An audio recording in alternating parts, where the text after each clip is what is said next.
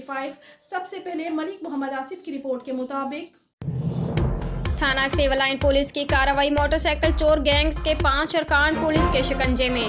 5 अदद मोटरसाइकिलें और नाजायज असलाह बरामद। डीएसपी सर्कल सैटेलाइट टाउन गुलाम मोहम्मद की ज़ेर निगरानी एसएचओ थाना सिविल लाइन इंस्पेक्टर केसर अब्बास ने अपनी पुलिस टीम के हमरा आला कारकर्दगी का मुजाहिरा करते हुए डकैती और मोटरसाइकिल चोरी की मुतअद्दिद वारदातों में 2 मोटरसाइकिल चोर गैंग्स के 5 अरकान को गिरफ्तार करके दौरान तफ्तीश उनके कब्जा से 2,97,000 रुपये नकदी और नाजायज असलाह बरामद कर लिया। गिरफ्तार किए गए मुलजमान में बिलाल, आसिफ, तैयब, अली हमजा और चांद शामिल हैं।